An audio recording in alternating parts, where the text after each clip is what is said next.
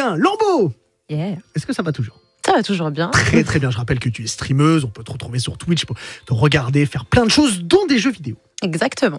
Alors, avant qu'on parle de ce que tu fais en ce moment, sur le jeu que tu fais en ce moment, sur quel jeu tu t'es lancé sur stream? Ah, faut vraiment que j'en parle.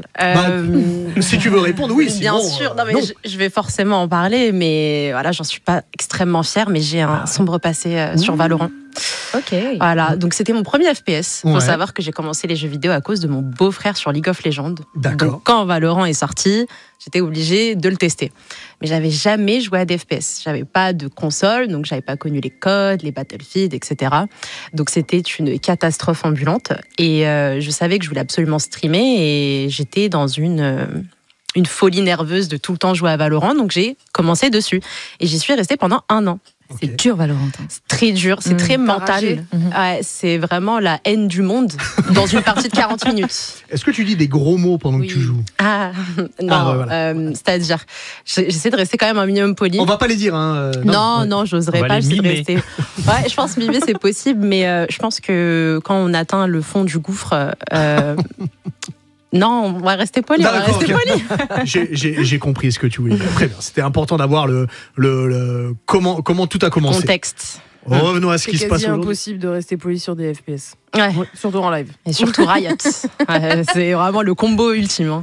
Après, il y a aussi dans les jeux d'horreur, on peut aussi ne pas rester poli. Après, Franchement, peut-être vous oui. savez, je dis pas de gros mots, moi, c'est rare. Mais Mais les toi, gars, on sait. je dis des choses devant les jeux vidéo, c'est franchement, j'ai honte de moi. Est-ce que Mais tu peux vraiment, ça épeler le sort. mot que tu dis? Bah, un F, un D. Un... Non, toi? Que des trucs. Je te jure, ça sort tout ça. Des fois, je me dis, mais what? Jamais de ma vie, j'ai comprends appris bien. le mot. Ah, moi, j'en dis dans la vraie vie des gros mots, comme ça, y a pas de souci. Ah oui, là-dessus. non, mais- Oui, histoire Non, de- moi, ça existe pas. C'est juste que j'accepte. Toi, t'as pas la douceur. Fais tes dire. Sans vouloir t'offenser, t'as pas la douceur de Nice. Non, vraiment. Sur quoi tu bases ton argument? Sur la barre. Elle est de rue, tu mets de l'huile. Ok, non, pas du tout. Ah, même mince. pas. Ouais, non, mais tu changes de personnalité devant les jeux vidéo, et j'imagine devant les FPS. Et en plus, quand tu es regardé, Oui. ça rajoute un stress en plus, j'imagine. Quand Ah, le mais chat clairement. t'écrit oh t'es nul. Voilà, Horrible. il faut canaliser à la fois les joueurs dans la partie et les gens qui vont te regarder sur le live. C'est une bonne chose parce que moi, c'est quelque chose que je fais pas, donc je maîtrise pas ce que tu viens de dire. C'est-à-dire que tu joues et tu regardes en même temps les commentaires que tu as sur la partie. Mais est-ce que ça te déstabilise pas pendant que tu joues? Au début, oui. Parce que c'est une habitude à prendre que d'avoir deux choses distinctes, c'est-à-dire ta concentration pour le jeu et ta concentration pour l'animation du live. Ouais. Parce que lancer un live, c'est beaucoup plus que allumer une caméra ou autre, c'est les distraire, lancer des débats, les continuer, etc. Et c'est vrai que je pense que c'est du cas par cas, il y a des moments où ils vont être beaucoup plus agités, où ils vont vraiment pousser les blagues très très loin, alors que déjà le mental de la game est totalement cassé. Mais en soi, c'est une habitude qui vient extrêmement rapidement et qui devient en fait un réflexe. Un peu comme vous, votre activité avec l'animation, c'est un peu la même chose, sauf que du coup moi je vais vraiment avoir le chat constamment sous l'œil. Ouais. Des fois c'est vrai qu'il faut le mettre en emotanly et ne pas aller calculer. Il faut vraiment pas du tout aller jusque là. Parce que toi tu veux leur répondre en même temps que tu joues? Oui, pour moi, jouer, pour moi en fait comment je vois mon stream c'est on joue. Ouais. Pas je joue, c'est on joue. Je prends le chat avec moi, on va découvrir une aventure, on va perdre nos points ensemble, on va criser ensemble. Et c'est comme ça que je le vois. C'est un duo. Ok. Donc en ce moment, tu es sur Clair Obscur. Oui. Alors, avant que tu expliques comment ça se passe, est-ce que tu... Parce que moi, le jeu, j'y ai pas joué à Clair Obscur. Oh, sacrilège. Ah, je sais. Comment osez-vous? Mais j'ai honte de moi. Ah, moi, j'ai failli pas venir. Est-ce que tu peux nous refaire le pitch du jeu rapidement? Avec plaisir. Je t'en prie. Et du coup, Clair Obscur est un jeu qui va vous faire découvrir une jolie aventure assez tragique où on va suivre une expédition. C'est peut-être pas la meilleure façon pour commencer, mais nous sommes dans un monde où nous avons une ville qui s'appelle Lumière. Donc c'est très joli et on va observer un antagoniste qui s'appelle la peintresse. Chaque année, elle va peindre un nouveau nombre sur un joli monolithe à l'autre bout de la mer. Donc on le voit constamment, c'est très oppressant. On a l'impression qu'il y a une aura pesante sur nous. Et chaque année, ce nombre il va diminuer de 1 à 1. Des personnes atteignant cet âge-là vont chaque année être gommées. donc c'est le terme qui est utilisé, ils vont disparaître dans un élan de beauté, puisque le jeu, je me permets d'avoir toute cette aura, parce que c'est vraiment, le jeu est une peinture, c'est de l'art, c'est très joli, je pense qu'il mérite vraiment qu'on le prenne au sérieux. Et donc, on va assister à des expéditions qui partent chaque année. C'est-à-dire que quand on est à 1 an d'être gommé, on dédie sa vie pour essayer de faire descendre cette peintresse de son monolithe, de son piédestal, pour pouvoir arrêter cette malédiction. Donc, l'aventure commence comme ça, avec ce côté très fatidique de on ne peut pas éviter le destin.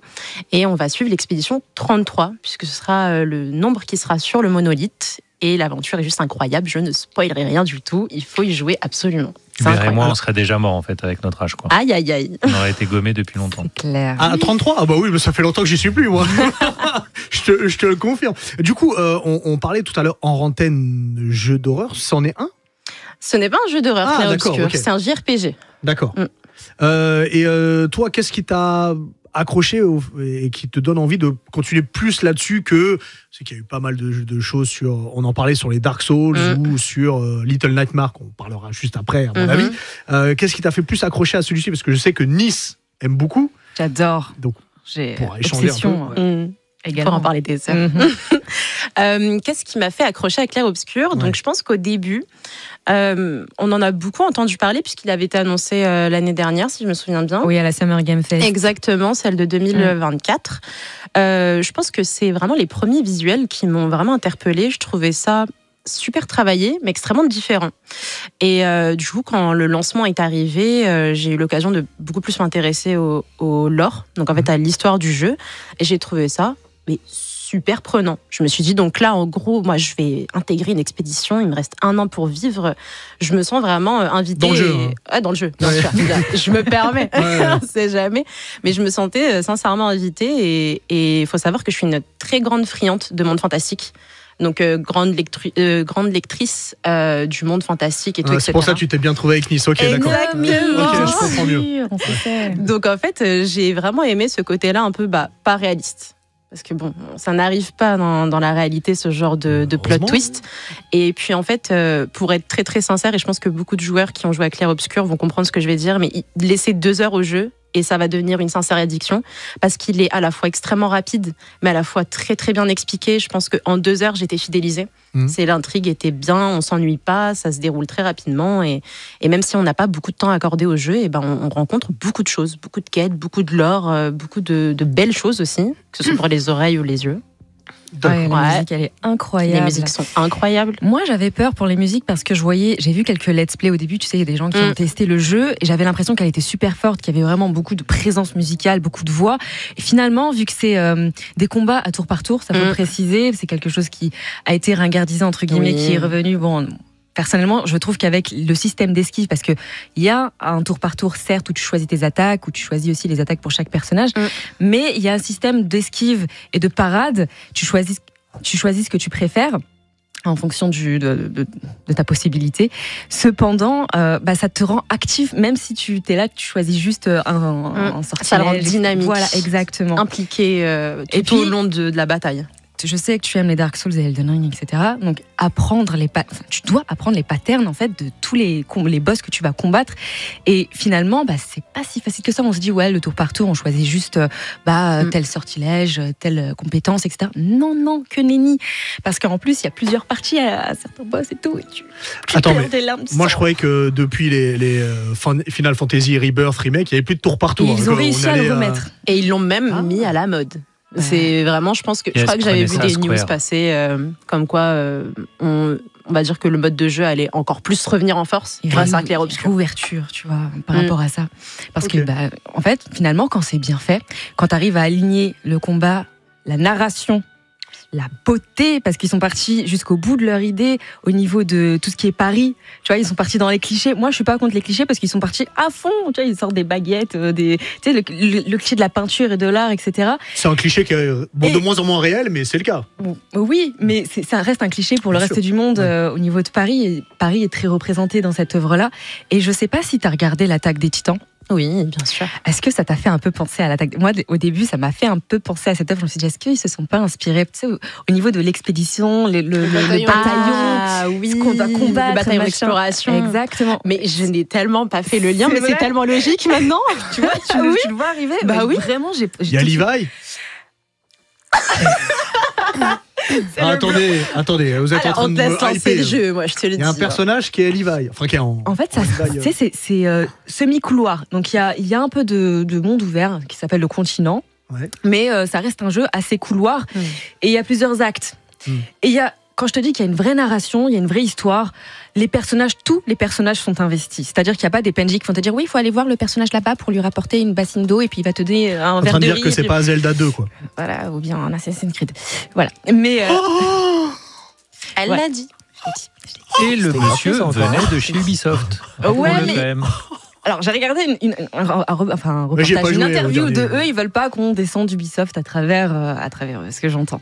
Et ouais, Ils ont pas c'est- besoin de nous. Oui, déjà. Ils ont pas besoin Encore de nous. gratuit. Là, encore gratuit, c'est gratuit, c'est gratuit. Clairement. Non, Bon, après, franchement, c'est quand même fort ce qu'ils ont fait. Ils ont vraiment fait un jeu très complet et qui a su choquer, comme quoi, tout le monde dit, bon, il n'y a que 40 personnes, mais ils ont quand même fait appel à beaucoup d'externes, faut pas rêver. Mais le C'est jeu, pas mal, 40, vraiment, le jeu, il englobe, c'est pour ça que pour moi, il a sa place en GOTY, que ce soit DA, narration, j'adore la narration, mais tu t'ennuies pas au combat, tu sais, c'est toujours ce truc-là, ouais, mais les combats, ils sont nuls, la narration, c'est chiant. Non, pas du tout. Comme elle disait, au bout de 2 heures, la narration déjà te prend au cœur, te prend aux tripes, et le combat, la réflexion, comment ça fonctionne, les systèmes de combat, tout ça, tu finis par le comprendre, à l'apprendre, il faut juste apprendre à lire. Voilà. Ok. Mesdames, messieurs, il faut lire. Normalement, à notre âge, on le sait. Voilà, C'est relou, ça. Ouais, Ça, non, c'est mais un peu relou. Eliab, j'entends tu qu'il y vas en a qui ont la Un peu flemme. relou, ouais. J'entends qu'il y en a qui ont la Je suis flemme. resté tour par tour Pokémon, perso. Ah ouais je Mais faut quand même lire. Bah, pas fou. Ah, pas fou, voilà. Ça va, pas beaucoup. Hein. En dehors de Clair Obscur, on en parlait tout à l'heure, on l'a rapidement évoqué, Little Nightmares. Exactement. Moi, le premier, c'est un que j'aime énormément. Mhm. Le 2, un peu moins, mais le premier, j'aime beaucoup. Ah bon. Ouais. Ok.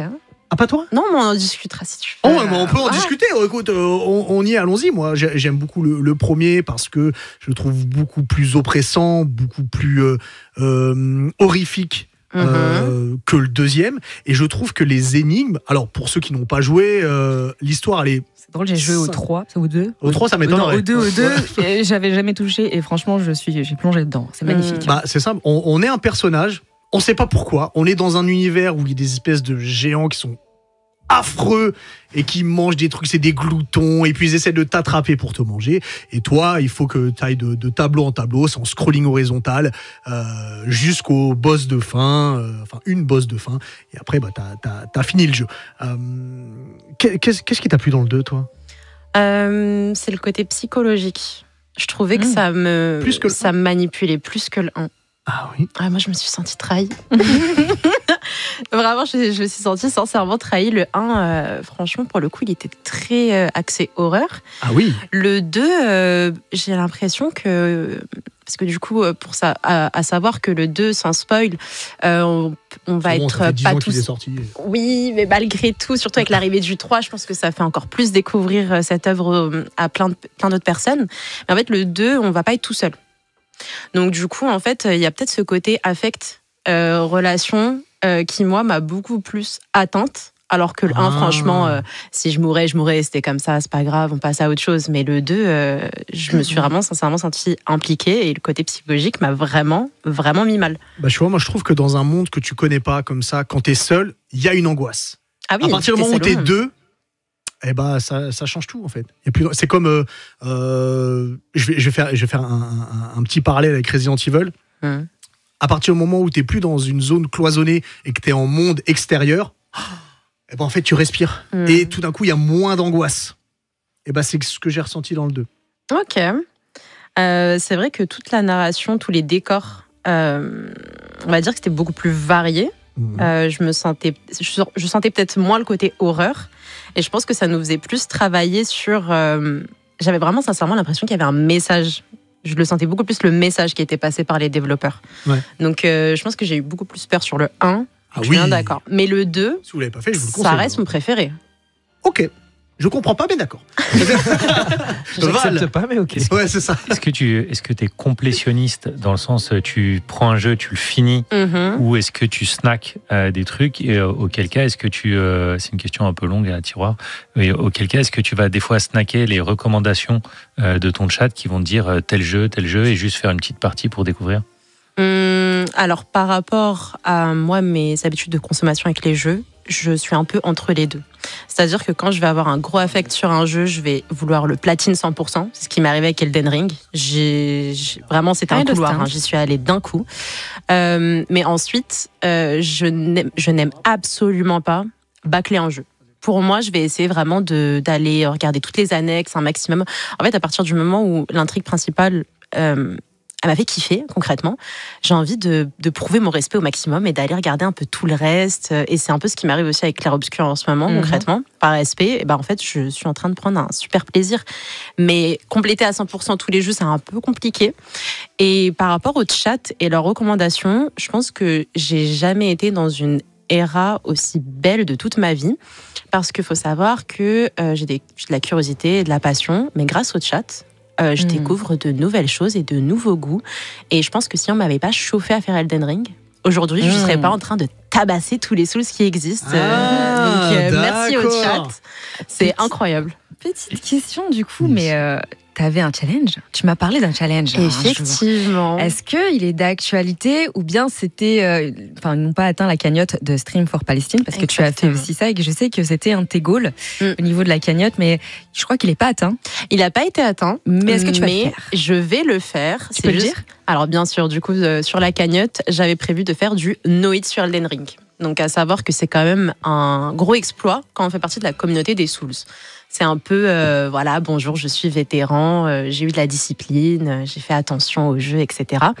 De base, mon premier challenge, il faut savoir que c'est du No Death Elden Ring. Donc c'est toujours d'actualité. C'est juste qu'à cause de Clair Obscur, j'ai un peu mis ça sur le côté. Mais ça arrivera cette année. Et sinon, le No Hit arrivera. Est-ce que tu peux recontextualiser le Stream for Palestine? Ah, bien sûr, bien sûr. Bien sûr, là pour le coup, my bad. Mais du coup, le week-end dernier, on a eu l'occasion. Donc on est mercredi, donc pas le week-end juste avant, mais encore celui d'avant. Donc à partir du 16, j'ai eu l'occasion de participer pour Stream for Palestine édition numéro 2. Donc ça a été organisé par l'Iliade et plein d'autres collaborateurs. Donc on a Nagui également. Et cette année, on a eu l'occasion de travailler avec Dignité Internationale, l'association directement. Donc en fait, on était entre 25 et 30 streamers tout un week-end à avoir du coup des activités et plein d'autres choses pour avoir un maximum d'argent sur la cagnotte pour la Palestine. Donc pour tout ce qui est hygiène, santé, nourriture, faut savoir que du coup le blocus il est extrêmement difficile et que en fonction de l'offre et la demande, c'est très très cher sur place quand on achète sur place en tout cas. Donc l'année dernière, on a réalisé, je crois que c'était environ 12 000 € et cette année nous avons fait plus de 81 000 €. Bien. Entre 25 et 30 streamers. C'était très cardio. Je pourrais vous parler de plein de programmes, mais pour ma part, j'ai couru 5 km. Je n'ai jamais couru de ma vie. Dehors ou sur un tapis? Dehors, en train de me filmer avec la perche et je suis asthmatique. Donc c'était compliqué. Il n'y a rien qui va. 5 km asthmatique en perche. En fait, elle a commencé le no-death, mais là-dessus, quoi. IRL. J'ai commencé le no-death IRL. Exactement. C'est beau. C'est très très bien. Franchement, bravo. Très très fière. Tu Sincèrement, c'est un exploit parce que du coup, je tends vers la création de contenu et je pensais pas avoir l'occasion d'avoir ce genre d'impact. Donc je me suis sentie très fière de ma communauté, très fière de moi-même. Donc tu peux. Incroyable, évidemment. Bon Lambeau, dis-moi. Clair Obscur. Normalement, tu vas passer à autre chose. Est-ce que tu as déjà des idées sur ce qui va arriver sur ta chaîne ou même d'autres concepts pour aller, on va dire qu'on arrive à fin 2025, début 2026. Je voulais parler de Night Rain, je suis triste. Vas-y, Night Rain, on l'attend. C'est évident. Donc en vrai, ça paraît logique, mais fin 2025, début 2026, j'aimerais bien avoir déjà commencé Cyberpunk. Parce que je ne l'ai jamais découvert. Alors tu vois, moi j'ai pas joué à Clair Obscur, mais t'as pas joué à Cyberpunk. Oui, je sais. Si j'avais su, je te l'aurais amené. Pour le coup. Bah, il faut que tu reviennes alors. Bah, c'est parfait. Ok, bah, il reste un mois, faut que tu repasses, je te l'apporte. Ça va te prendre du temps. Oui, pour le coup. Oui, je pense. Et est-ce que tu devrais développer d'autres formats que format juste stream? C'est-à-dire Bah, je sais pas, un format vidéo pur ou. Genre YouTube, truc comme ça. Ouais, quelque chose comme ça, tu vois, sur un jeu, je sais pas, sortir, tu vois, Valentin va nous faire des anecdotes, ou peut-être des ressentis sur un jeu, ou des tutos sur un jeu. Il y a plein de choses possibles, tu vois. Ok, très bien, je vois au niveau de la forme. Pour le coup, moi, par exemple, sur YouTube, j'ai seulement des best-of de disponibles, mais j'aimerais énormément pouvoir me développer sur du storytelling, axé jeux vidéo, principalement, mais pourquoi pas faire d'autres thématiques. Du coup, pour l'instant, on va dire que mes plateformes, tout ce qui est TikTok, Instagram, etc., c'est un peu mes bêta-testeurs. Donc en ce moment, je fais des mini vidéos de storytelling pour voir un peu la vie de la communauté, comment moi je me sens, c'est quoi mes skills à moi d'écriture, de script, etc. pour avoir sur le long terme une direction sur du long format YouTube. D'accord. Ça, par contre, il n'y a pas de date encore. Non. Ok. Non, mais si possible avant 2026. Oh, ça fait 6 mois. Hein. Tout est faisable en 6 mois. Tout est possible. C'est vrai. Et Little Nightmares 3. Effectivement, qui arrivera en stream également. S'il arrive.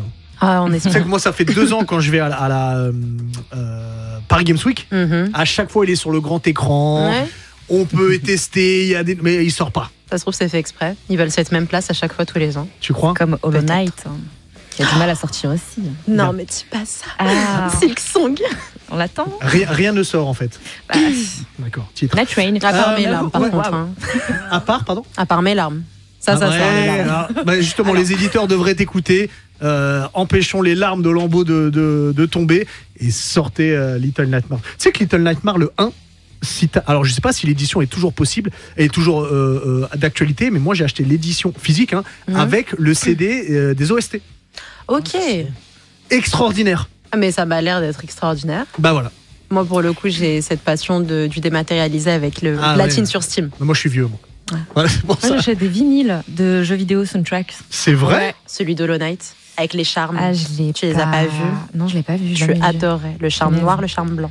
Tu sais, il y a qu'un seul bac dans les trucs de vinyle où il y a des soundtracks et je cherche que ça. Les jeux Mais vidéo. t'as une platine? C'est pas la mienne. Ah bon, bah c'est pas grave. Ouais, le Mais principal je c'est sais d'écouter. que- Voilà, très bien. Ça marche. Lambeau, un grand merci à toi. Merci. Merci à vous. T'as un mois pour revenir pour Cyberpunk. Cyberpunk. Sinon c'est trop tard. Ça marche.